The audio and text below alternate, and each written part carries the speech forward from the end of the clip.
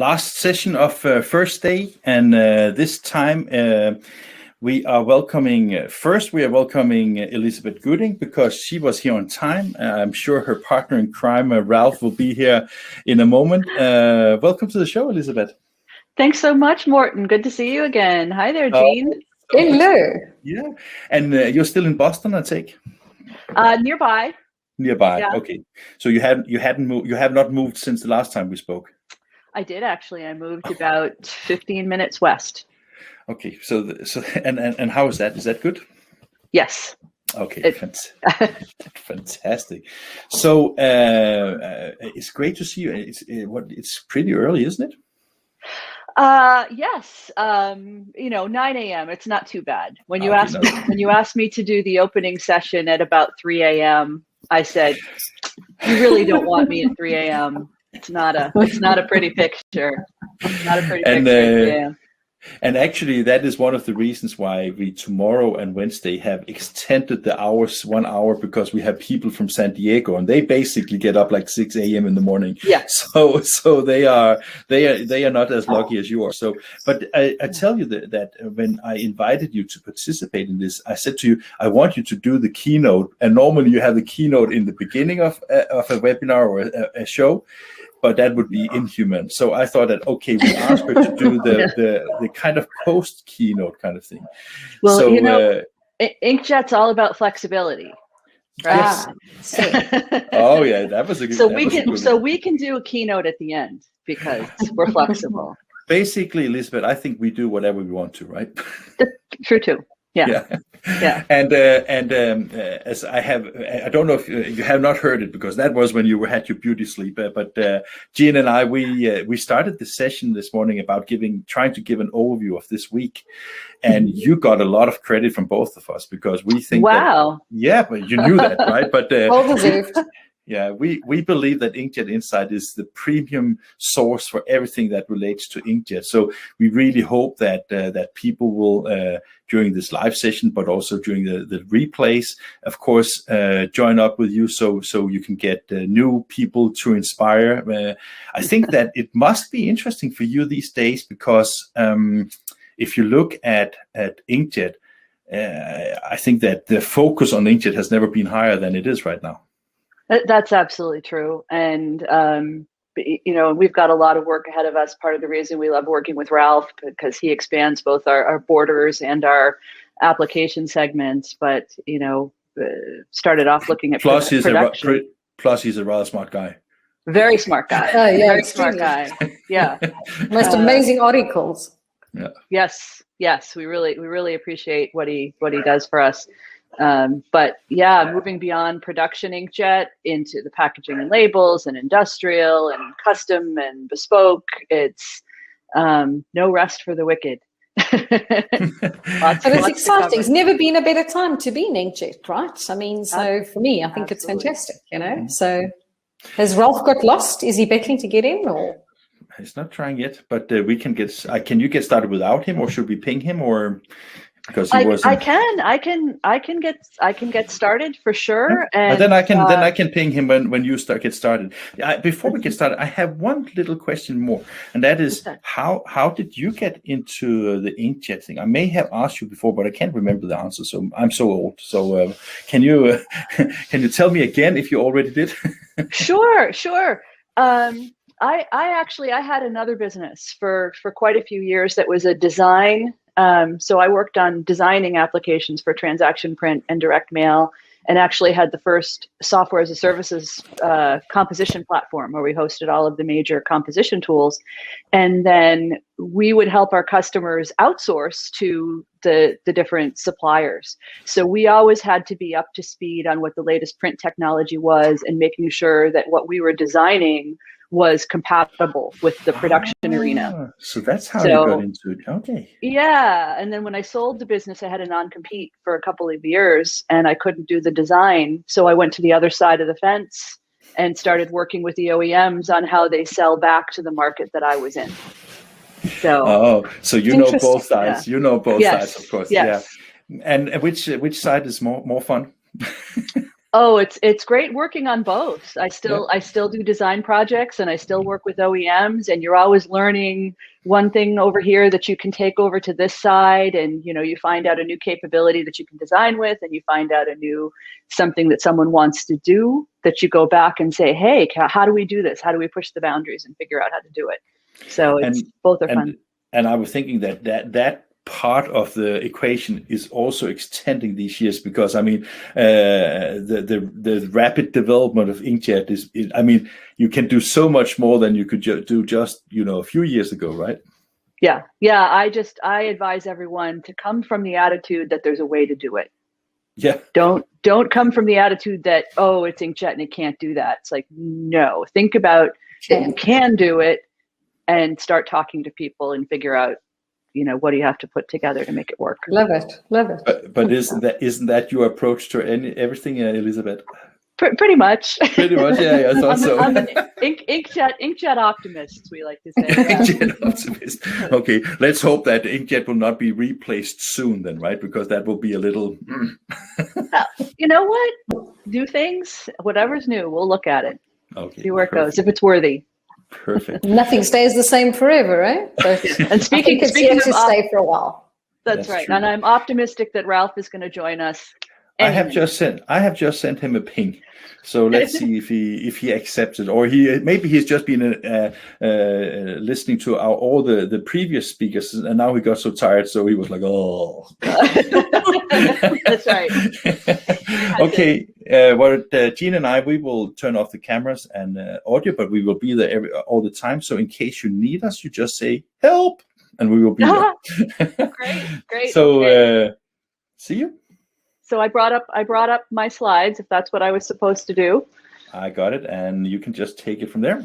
Okay, perfect. Thank you so much. You're welcome. Great. So welcome, everyone. As I said, shortly it will be Ralph and I, but I'm starting things off, so I'll get us going. And we're going to be talking today about all the great launches that happened in 2020 and one that snuck in 2021. But we also want to focus on some of the trends and some of the underlying technical advances that made were common across a number of these launches. So there are quite a few launches in 2020, one that snuck in 2021. We're going to talk about each of those shortly. You can see the summary here. I'm going to cover production inkjet with a few comments from Ralph, and then Ralph's going to jump in and talk about labels and packaging and what's been happening there. So thank you for your time and attention. So some of the development trends that a lot of these different launches shared really related to going into the commercial market. That's the big push for a lot of these in production inkjet. More color, more media, etc. So they're focused on delivering higher coverage, higher quality, and at higher speeds. So two of the big pushes are the ink chemistries and the drying technology. And a lot of that has to do with the fact that a lot of this is centered on aqueous ink technology and how much water gets put onto that page that we have to deal with. So if you think about it, a single print head jetting 100% of one color can add about 5 grams per square meter of fluid to the page. So multiply that by 4 for 4 channels and you get 20 grams. And then if you're using a pre-coating, that's going to add another couple of grams. So with a 42-inch press running at about 3 meters a second, you could be jetting almost a liter of water per square meter. So that's a lot of water, and it needs to dry in under a second. So as I said, the ink formulation and the drying have a lot to do with being able to get you the quality and the coverage that you want. So let's talk about that first from the perspective of the ink innovations. You're looking at getting that water off of the page if you've got an aqueous ink. So innovations in those aqueous inks reduce the water content of the ink and also increase the effectiveness of pigments and delivered a wider media compatibility with either different primer or less primer or no primer in some cases. So to get the widest gamut, the colorant needs to stay on the surface of the paper, and the water needs to come out of the media without damaging the paper. So you've got to dry that liter of water in less than a second, or you've got to have less water that needs to be dried. So the other problem that we see with a lot of the inks, or challenge, if you will, is that a lot of them require humectants that keep the ink from drying in the head before it gets to the paper.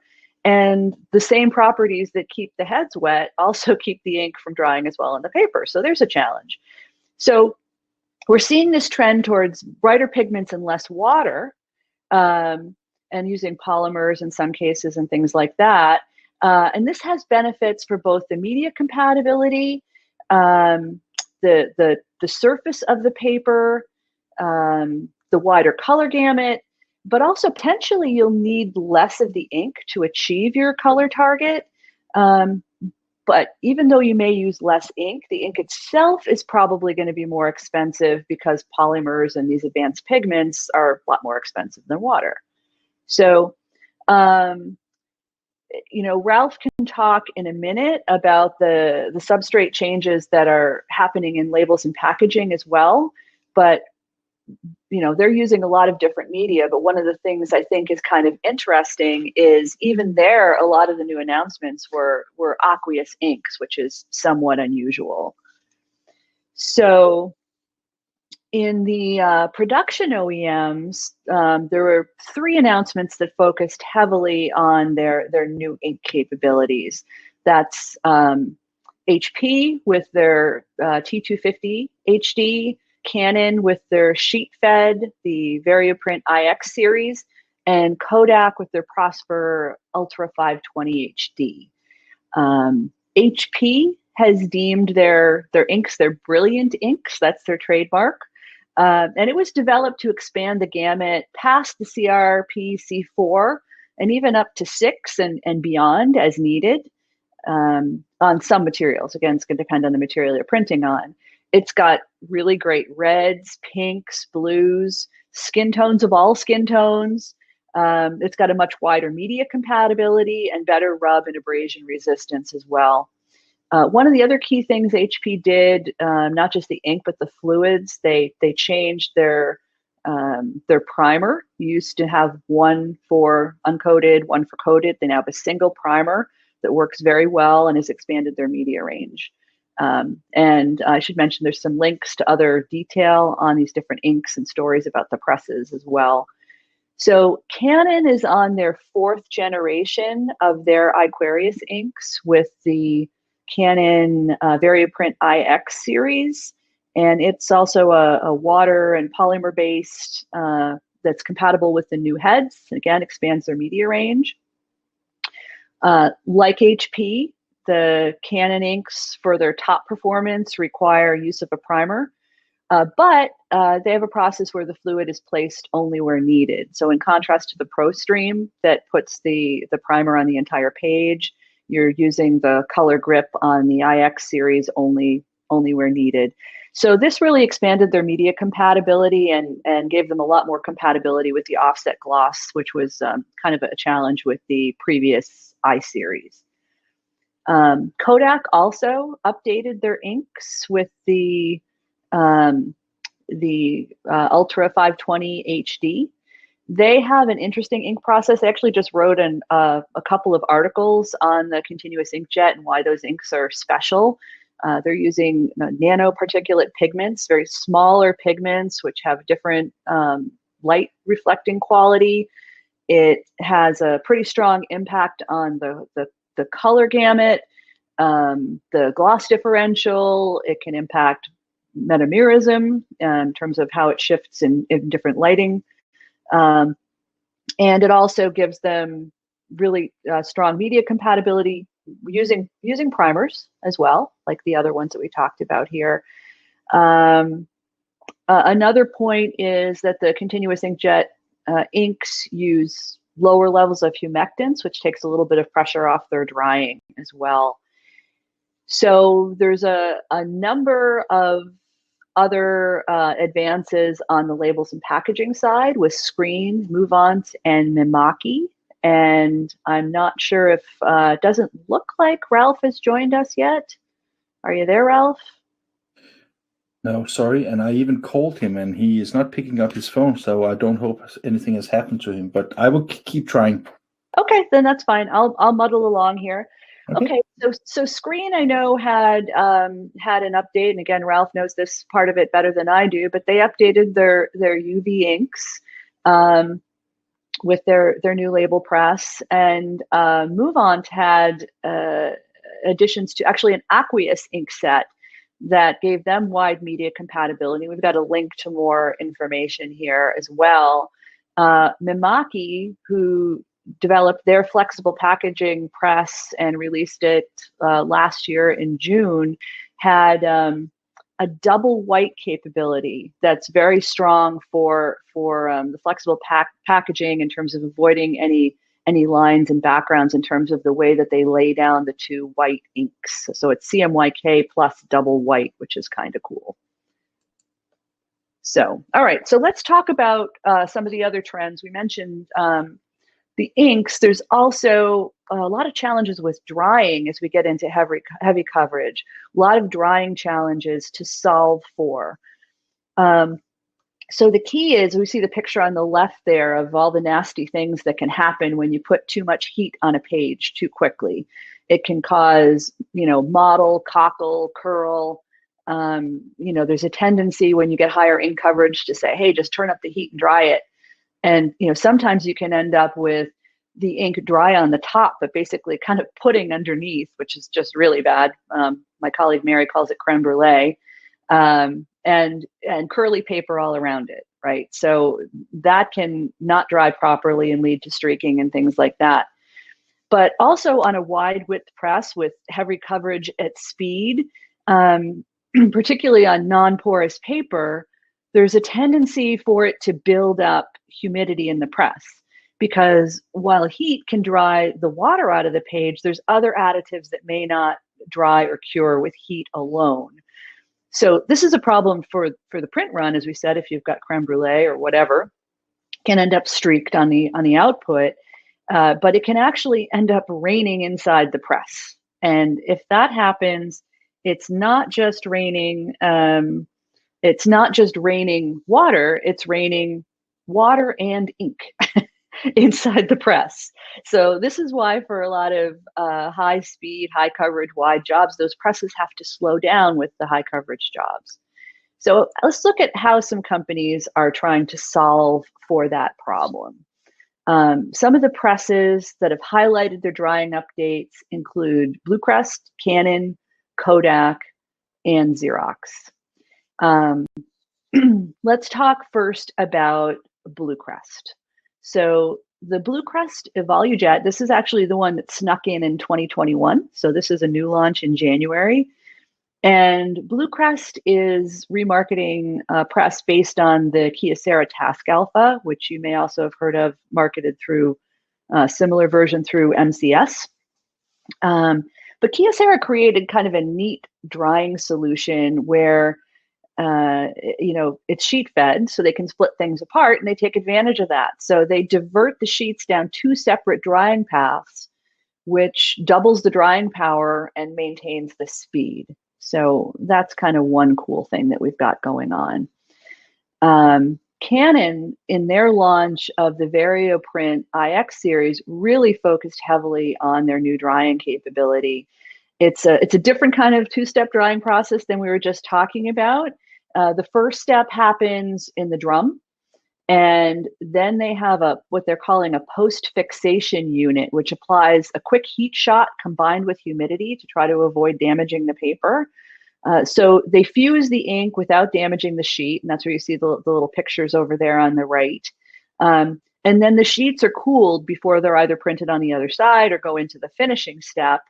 And Canon says that this approach allows them to use less heat and deliver very flat sheets and high color coverage at the full speed. Kodak also, with their Prosper 520 HD, is looking at being flexible with their drying options. So they want to provide the best drying possible for the application set, but they've got a wide market that they're serving. So there's an option for 2 different drying options, one that's really kind of torqued up for the commercial options and one that costs less if you don't need that additional capability. Xerox last year also came up with their first updates to the Baltoro press, and part of that was a new dryer and sheet cooling unit for that Baltoro, which allows them to hit a wider media range, which was really key. So now they can hit the offset gloss and wider media than they could with the original Baltoro. Okay, so before we start talking, let me mention on the prior one that we were talking about there, it's key to note that these are not all the presses that were launched. We'll talk about more, but these are the Aqueous presses that which is the majority of what came out over the year. So, you know, if you're looking at a UV ink that's energy cured, it doesn't face some of the substrate issues that the Aqueous inks have, but the nature of the curing also means that they typically don't go as fast. So they've got wide media compatibility, but the inks tend to be more expensive and they don't go as fast. But, you know, great color, you know, lots of options with those as well. So, okay. So as Morten very, very kindly mentioned earlier, we at Inkjet Insight work really hard to make sure that we have all of the specs on the presses that are out there as they're announced, as they're available, and even the off-market presses, so that you compare, you know, if you have one that's no longer sold, kind of compare with what you have with what's available out there, as well as a lot of information on how to use the press, optimize the press, color manage the press, etc., and independent research on what people are doing with the press. I mention that because we are relatively time limited on this event, and I want to make sure that you know that you can go out and get a lot more information on everything we talk about here. You know, if we don't go into full details on every press that we've got, because I could spend an hour on every press. So let's talk about the sheet fed production.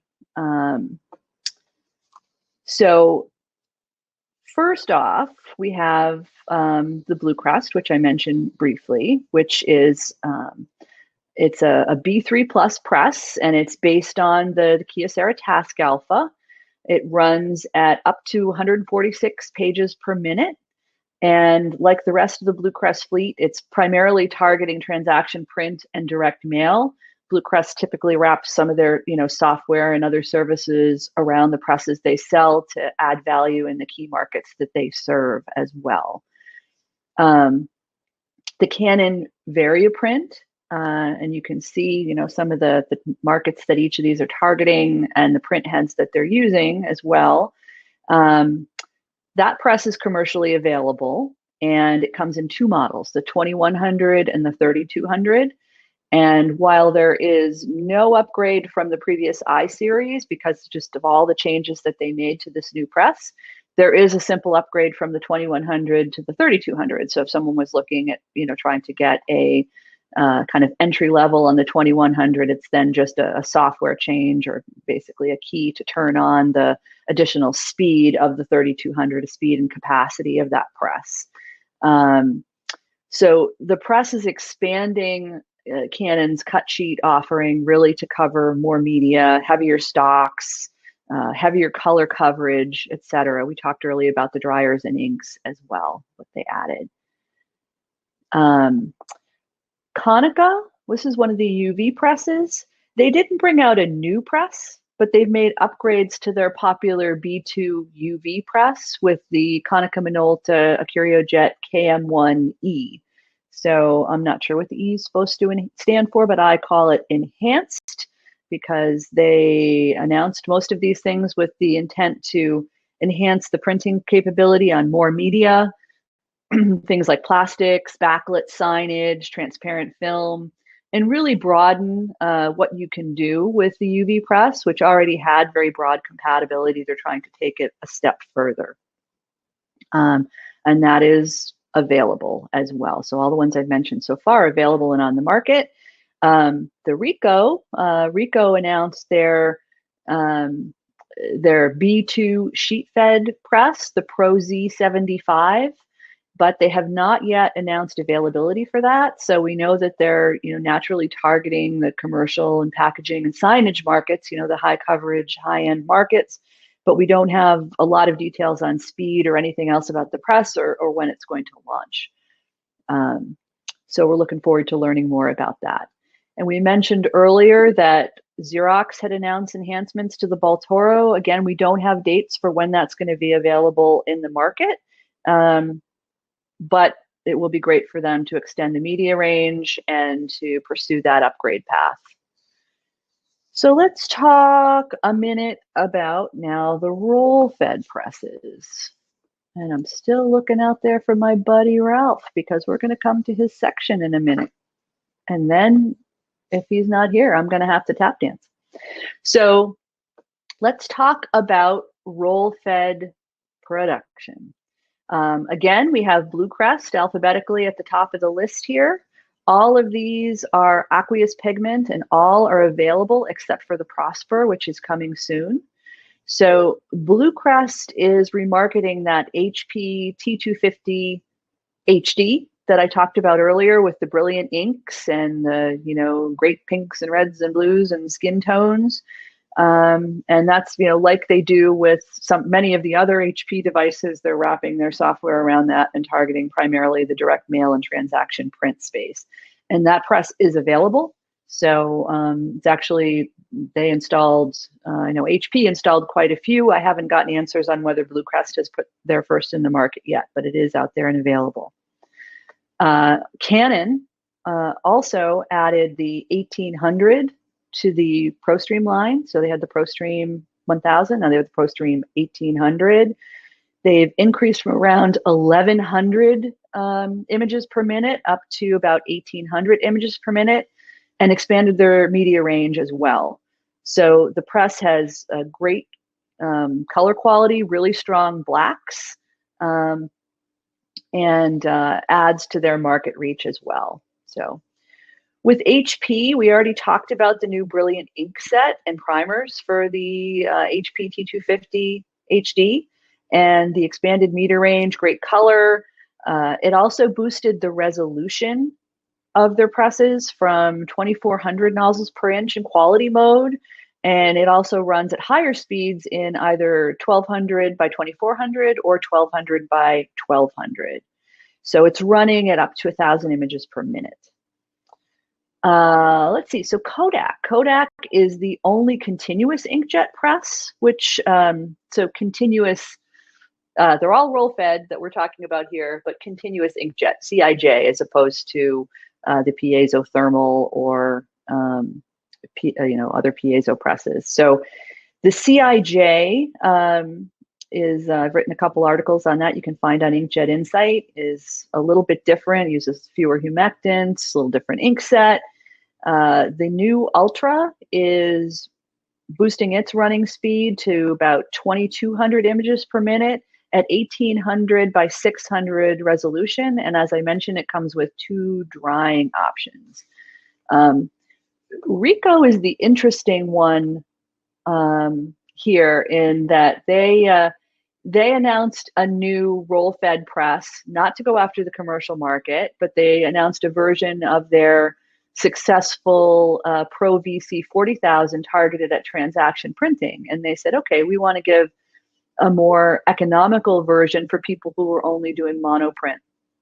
And it's interesting because I've talked to a number of their customers who said that they started off with one of the color presses, the 60,000 or the 70,000, got up to high capacity on those presses, and then said, hey, let me get the mono work off of here so that I'm using these color presses for the most profitable work.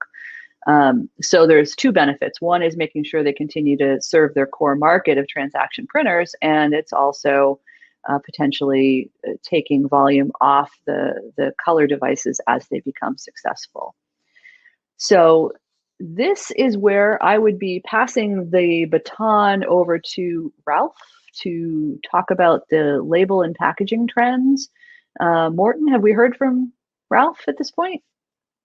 Unfortunately not. No Okay. emails, no nothing. Well. Okay. Well, sorry. then I'll just, he did email and say something about that he's back online. So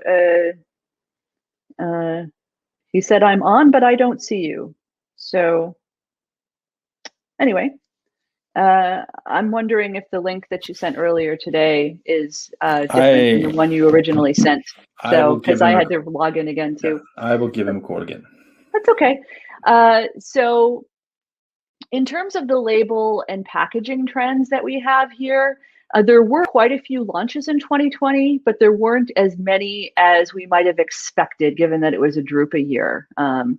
So, perhaps some vendors were holding back for the, virtual drupa.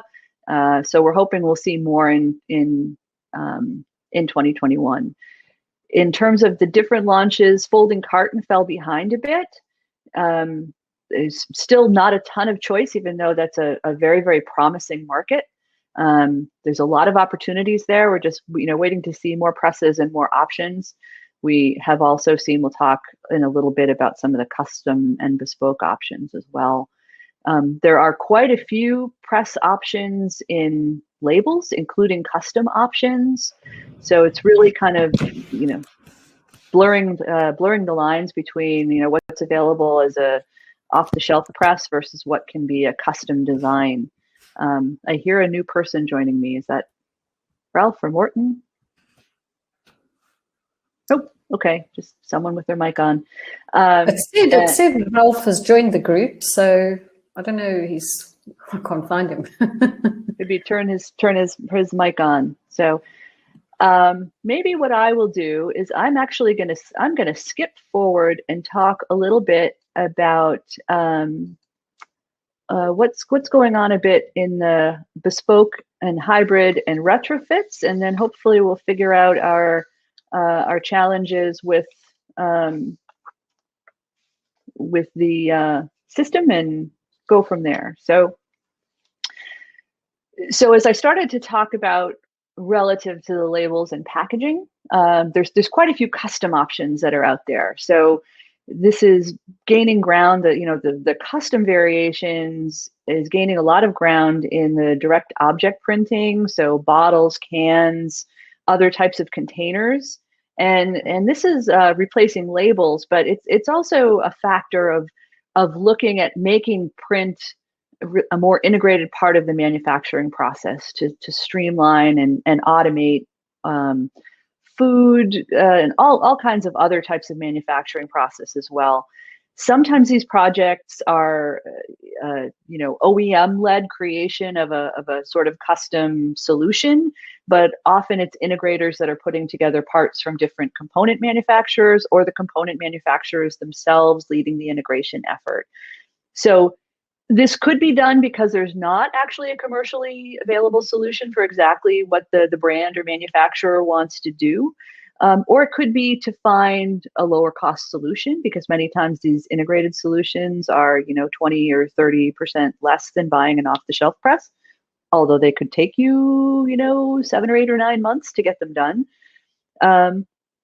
Or sometimes it's a combination of something that's available, combining it with other capabilities for just a more tailored kind of solution, creating a hybrid or a multi-process solution. So we're seeing a lot of activity actually in that hybrid and retrofit area.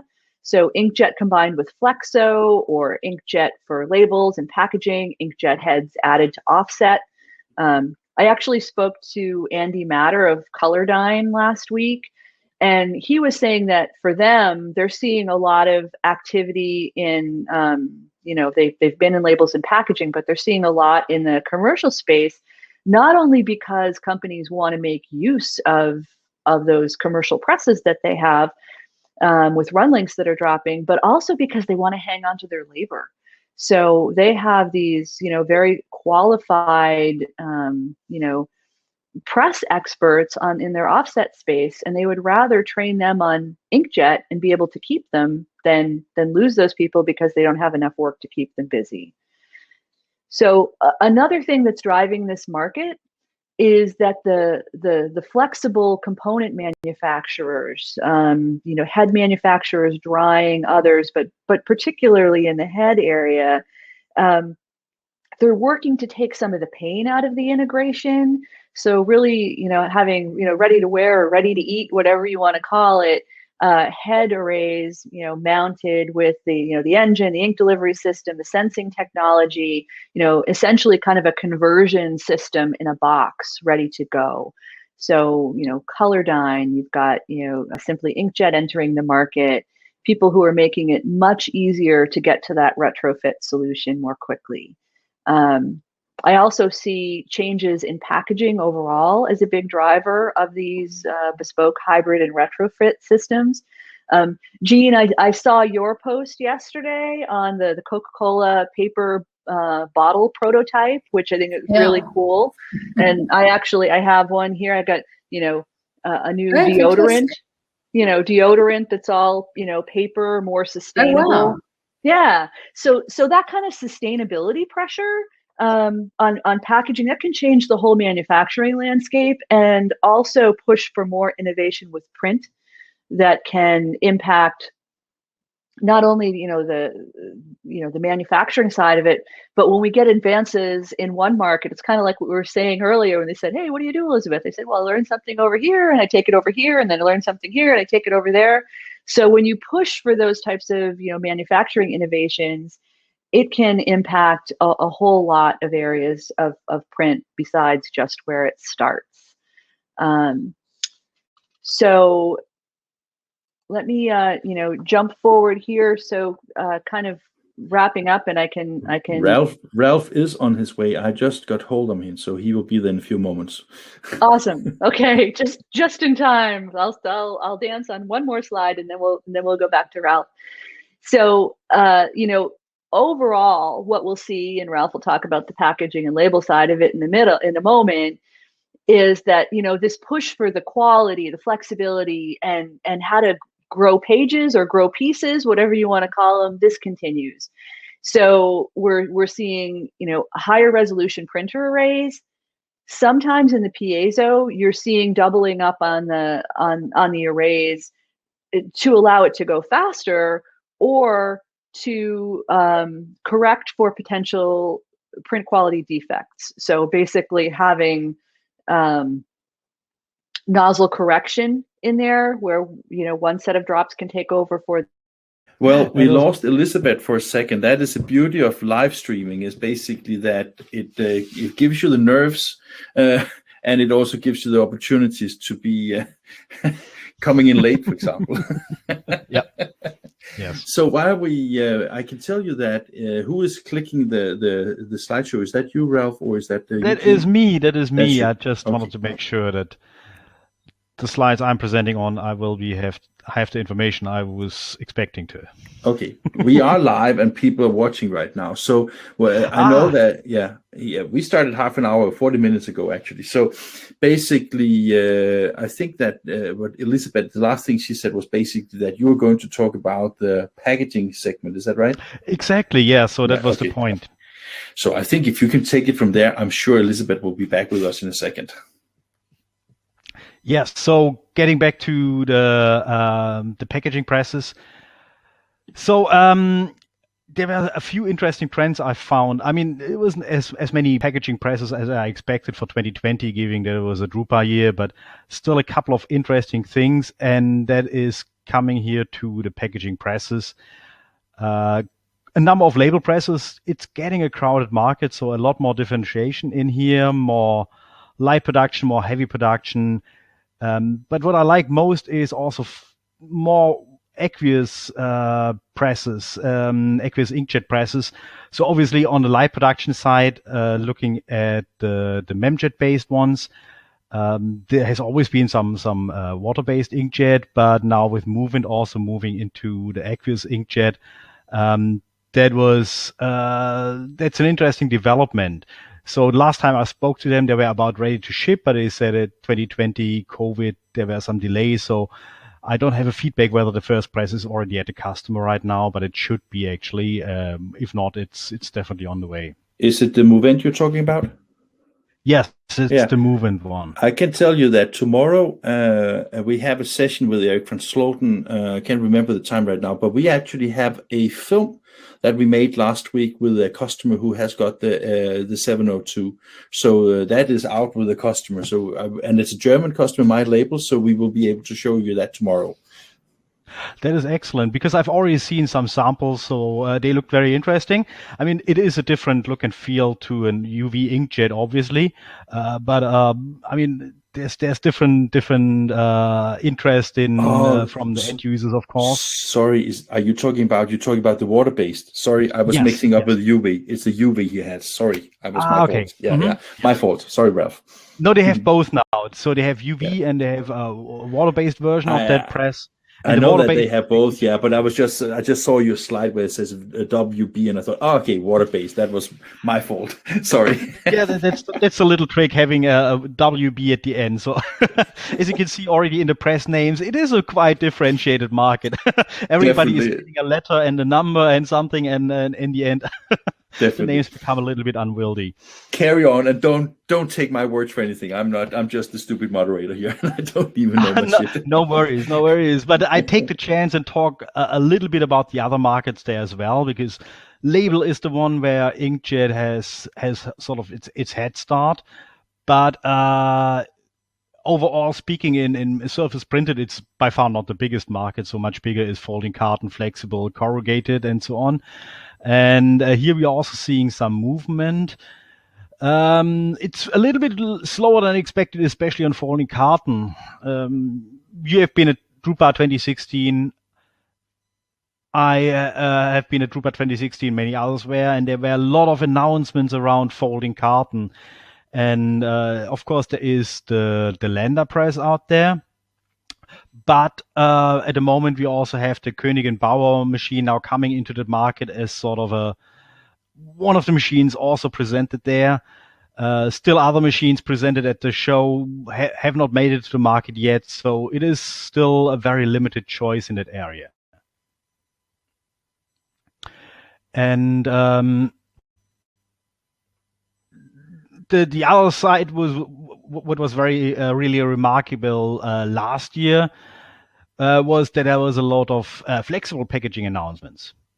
So companies we didn't really expect that they would come out with a flexible packaging press, like Miyakoshi and Screen. Lander sort of not too much new, but they renewed that they will be bringing out that press. It slipped from 2020 into 2021. Also on the light production side, using Memjet with Affinia, and then also the Kodak Uteco brought out a wider web version, which makes sense for larger packages and so on. So quite a number of launches and quite a number of options which are coming up. It's still a very much nascent market, and we need to see how the presses are going to perform. This will be first generation devices. So a lot of opportunities, quite a number of hiccups probably, but it's good to see that flexible packaging is getting addressed a lot more. And finally, corrugated, which became quite a huge market, and those are the ones which were launched last year, and we already have the next launches lining up for this year. So after label, this is going to be the market segment with the most presses available, the most different options. Also, the market in the end is not that differentiated. You're still printing on a big sheet of corrugated. So we'll see how the technology and how the users are evolving there. That I have the feeling that the market will whittle down at some point of time. But for the time being, it's interesting to have that kind of choice and to see what kind of technology is a little bit better suited to the market than the others. And you have both Aqueous and UV inkjet. So it seems like there's more movement on the Aqueous inkjet side. But again, it's nice to have all the different options there. And the final point here, A little bit an odd segment is here the can printing, a metal beverage can printing with a tone jet. Tone jet has been on the market for a couple of years, more delivering kits for integrators or for packaging converters to build their own presses, but now they have a standalone product which is still highly configurable, but now they have a sort of a product out of the box or out of different drawers from that box.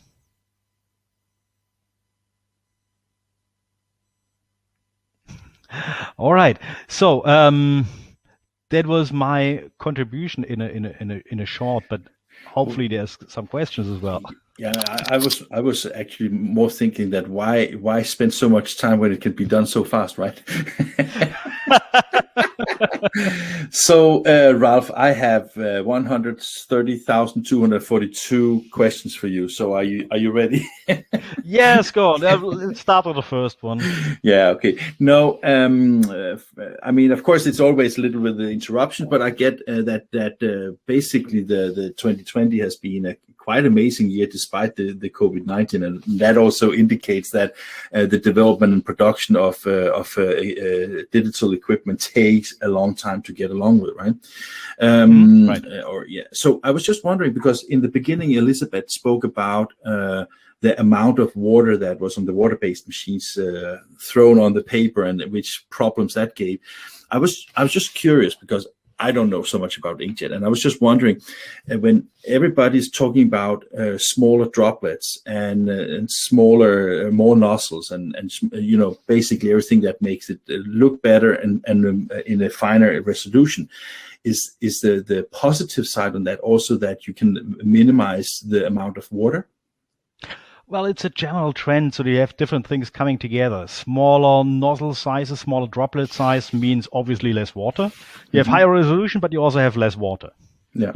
The smaller the droplet.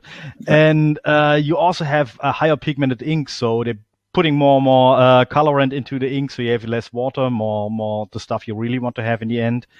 Of course, it needs a lot of balancing that it's still jettable, still squirtable, so you need to have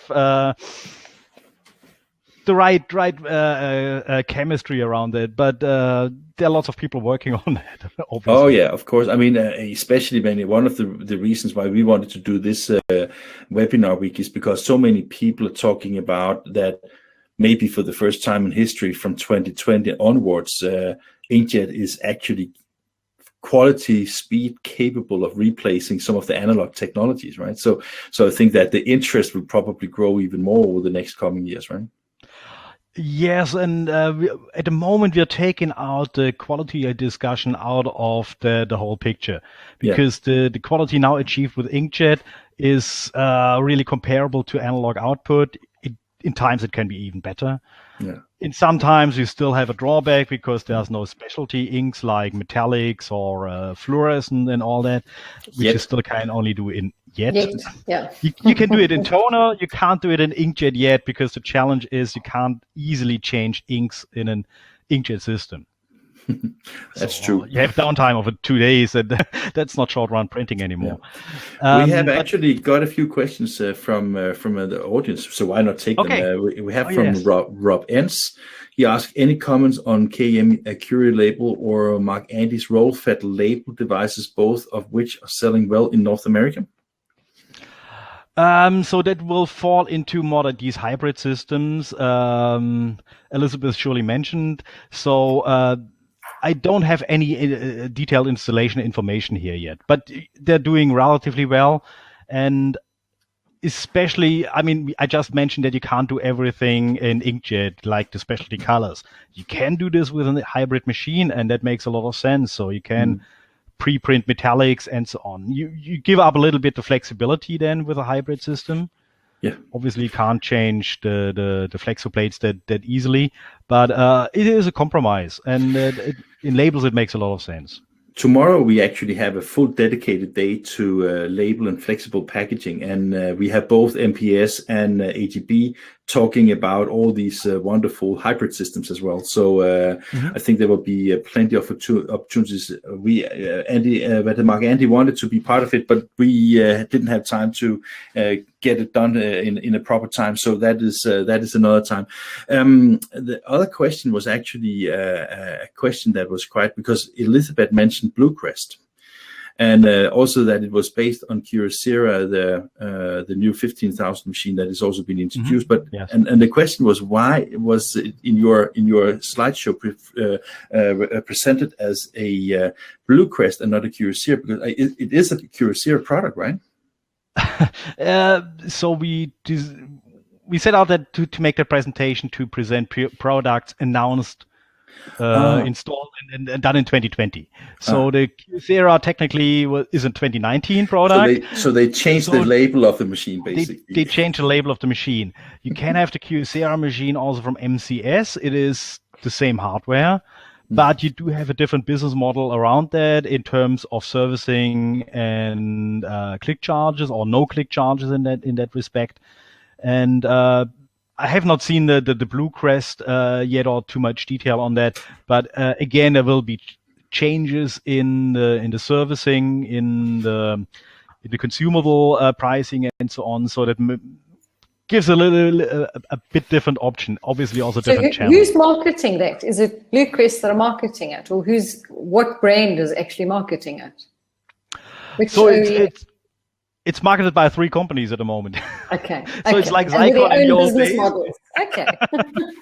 You do have the same basic hardware, but also changes on the front end, of course.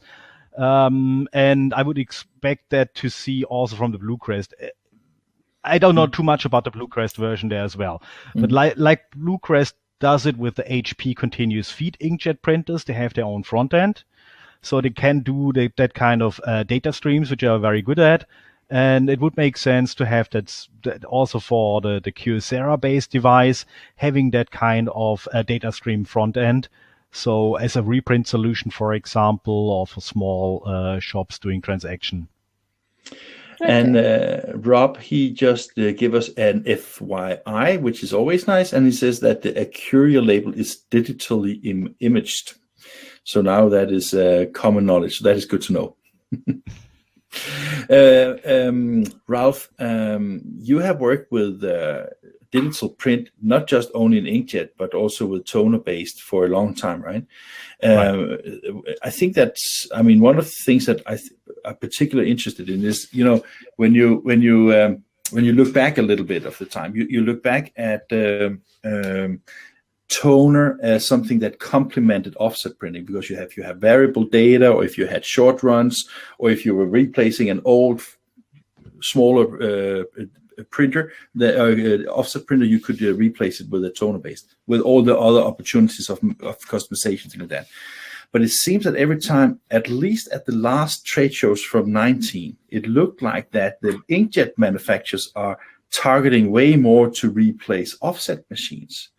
And then you see the Kyocera, and you see also the Canon IX 2100 and 3200, where it's like cut sheet devices. So where are we? Are we replacing offset machines? Are we replacing toner, or are we replacing both? Oh, it's the latter one. So we are doing both, obviously. The outside marketing is obviously a little bit more geared towards replacing offset. First, it's a bigger market, and it's also a net win for a vendor. But obviously, we do have vendors also replacing their own toner devices. So, of course, it's better to replace it with your own device than when moving to inkjet. But the offset is the real net win. Yeah. But there's of course, a lot of competition between inkjet and toner as well. I was thinking of one more question. Oh, sorry, carry on. Go on, Jean. Any comments? It says, any comments on water-based energy curable inkjet inks? And that's from Tri Dunha, if I can pronounce that correctly. Water-based energy curable ink. So I assume that is meant to be like water-based UV inks, or not sure whether there's water-based EV inks. No, I think what I read about is about the energy consumption of it. So it's more like how much energy you maybe it's from an environmental perspective. Can you elaborate a little bit more on this one? And then while we maybe get an update, Marcel from Curacera here in Europe, he says that not 100% replacing, but shifting. Yeah, I'm not sure about that, to be honest. So shifting means the application re-engineering. You don't do exactly the same as you do in offset when you move it to inkjet. No, that's true. That is the point. Yeah. Okay. From that perspective, Craig, I was just, it's because some of the questions we have asked during our a long series of interviews we've done during the COVID-19 is not whether COVID-19 itself changes anything in that perspective of moving business forward. But I think that all crisis moves technology forward in the next iteration, and that is maybe why also with the quality, with the speed, maybe even the entry price and the operational cost of driving inkjet will move that technology step forward faster than if it wasn't because of that technology change or that COVID-19 situation. Is that something that you have been talking to? I mean, you probably have an opinion about, right? Elizabeth, what do you think? Well, if a few things you see is the focus from the OEMs on remote support, naturally, because it's very challenging for them to even be able to get operators on site, and also requiring fewer operators to operate the machinery. And that's a big difference, going from the other digital platforms or offset platforms to inkjet. So COVID's had a big impact on that. I mean, you couldn't potentially get the people into the shop. Just from a labor perspective, that has also moved things, of course. Yeah. Yes. I get it. Yeah. I didn't think about that. Yeah. Makes a lot of sense. Tri has elaborated a little bit. He says, do you see the demand for water-based UV ink?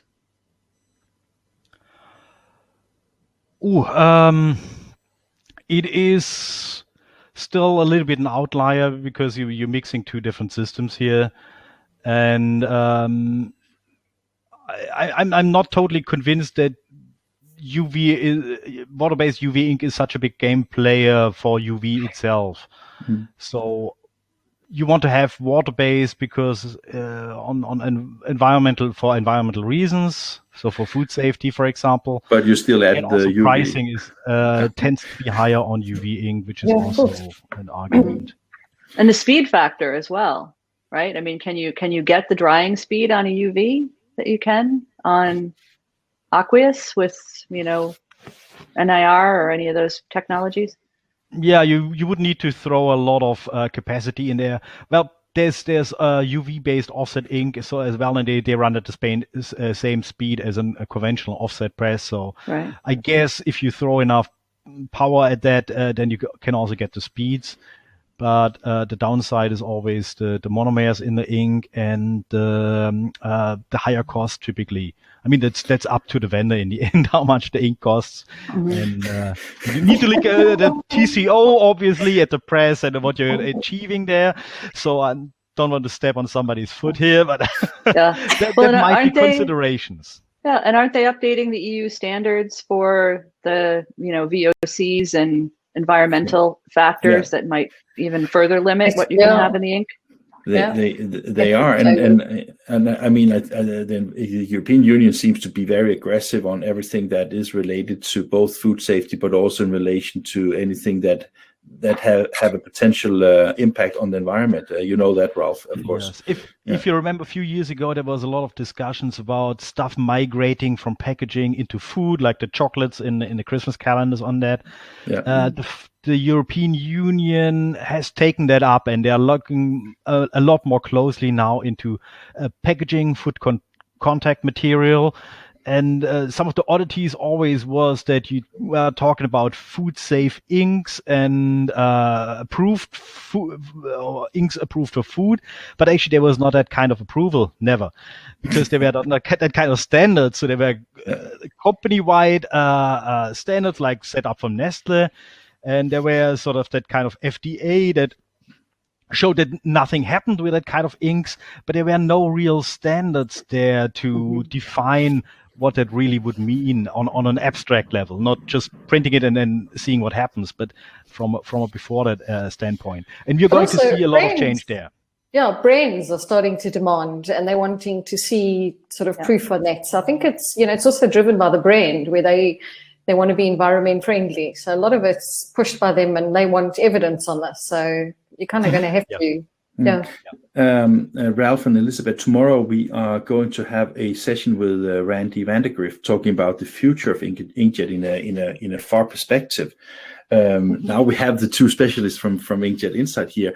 Where do you? I mean, I'm not talking about where it ends from a product perspective, but is this the new digital print method that we will see for a long time, or is it just a step in one direction?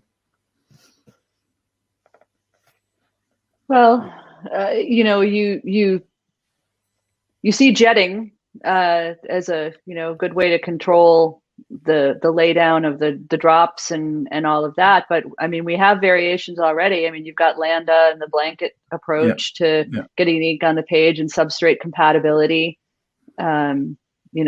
It's the future, even if you take it as far as thinking about 3D. It's also extruded or jetted or whatever.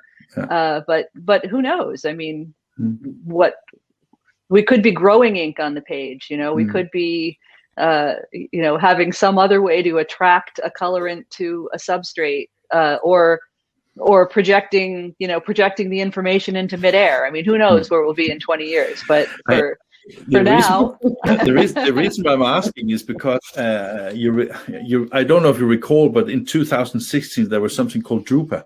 And that was a trade show where people met, actually.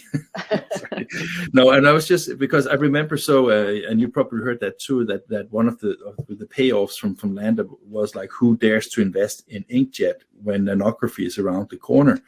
And it was kind of kickstarting everything, because I mean, today, if you look at the speed, if you look at the quality of inkjet, it's pretty damn fast, but it doesn't have like physical limits, because you spoke about all this water transport and drying and all. I mean, paper is still a lively substrate, and I was just thinking that do we get to some limitations in where, I mean, of course we can't talk about it and we can't know it, but I was just wondering, because is nanography a better way to do it and just with obstacles at current time, or how do you see it? It's another way to do it. And most people can't afford one of those presses, so it's certainly not a industry-wide solution for a lot of people. But I think we still have a lot of running room, because we have running room not only with drop sizes, control of the drops, but also on the media side. The paper price has been so volatile that we haven't seen a lot of the development in substrate that happened in previous years. So as you also have people, using highly calendared papers, getting, smoother surfaces gives you a better print as well. There's things that we can do there for sure. Either better coatings, or in some cases getting away from the pre-coatings. I mean, I don't know, Ralph, what do you think? I think we still have running room to continue improving for a while. Well, you mentioned the speed, Morten, and I think Inkjet is already at speeds where it doesn't make a lot more sense to improve on that. If you look at the top speeds of the HPs and the Landas and so on, because there's already solutions for high run lengths, which is offset, and you still have trouble to beat that. The trend is towards doing the short runs much better, much more efficiently, and here Inkjet is improving, but I would say the speed is not the biggest issue. It is really just the substrates, the pricing, of course, the pricing of the inks, and automation is a huge factor, because we do have a big squeeze in personnel and young people taken up in printing. So automation is huge, and also integrating the whole system from pre-press towards the finishing and shipment, and getting all that together. And I think Inkjet is doing a pretty good job on all of that, but there is so much in fine-tuning needed. that there will be enough work for engineers for the next couple of years to come. That's good to know. Marcel is asking, because he said that Rob asked a lander-related question just before, and unfortunately I had to refresh my browser, so the question disappeared from the chat. Did any of you see it? Or Rob, if you're still online, can you please send the question again? I'm sure that both Elizabeth and Ralph would be interested in answering this. And while you maybe just phrase the question, it's good to know that we still have room for improvement. Not because, I mean, it's like, I remember when I saw the first flat screen television, I was just, okay, can't get any better. It sure did. No, that's 3 times the size of the original one. Yeah, precisely. And I think that one of the things that I always find interesting in development and pushing technology and pushing also print technology is the fact that if somebody just sits down and rests and say, well, we did our job, they will be totally out of the market within 10 seconds because somebody else will always push the limits to the next level, right? So that is so maybe you two will not be unemployed either, right? Because you can always keep good stories and good research, right? Yeah. Well, and interested in seeing more colors as well, right? Going from CMYK to more colors as well. Loads of improvements. So Marcel's come back and he said the question was generic. Will you be speaking to Lander's ink technology? Since we were focused on things that were new in 2020, probably not. Wasn't planned on this session, but happy to talk offline if he has questions. Perfect. Great. We were a little interrupted in this session, but I still it turned out to, it turned out to give us the opportunity to talk at least 9 minutes over time. So that is, I think that's a little add-on for us, isn't it, Jean? And I can rewind and listen to what Ralph said. He didn't say anything. He just did it. He did it in 2 times speed. He said, "Why should I spend half an hour when I can do it in 4 minutes?" Right? So true. Yeah. Well, thank you very much for your participation and your continued support. I think it was great to get an update on these things, and I hope that we will do more things together. I think it was great. So thank you very much, and all the best. And to the people left on the show here, we have tomorrow a very exciting program where the overall topic is about label and flexible packaging. And I think we have some pretty good sessions. We have Johan Kano from Screen talking about the new Pack H30F platform. We have also from Screen, we have Carlo, who's going to talk together with Steve from Baker Labels. We have 2 sessions. No, that's on Wednesday. Sorry. We have sessions with MPS. We have sessions with Movent. We have sessions with AGB, and then we also have a world premiere on a completely new inkjet device that has been developed by a publishing company together with 2 technology companies in Germany. And that will be the first time ever we see that. That's a printing unit that is mounted directly on the stitcher. So that is a new approach to how to do personalization on I know Prosper heads can probably be mounted on a stitcher as well, but sounds great, doesn't it? Yeah. So, again, thank you very much. And to Jean, thank you for a nice day together with you. And I look forward to see you again tomorrow. And Ralph and Elizabeth, all the best. Have a wonderful day ahead of you. Thank you. Thank you. Have a great week. Yeah, you too. Bye-bye.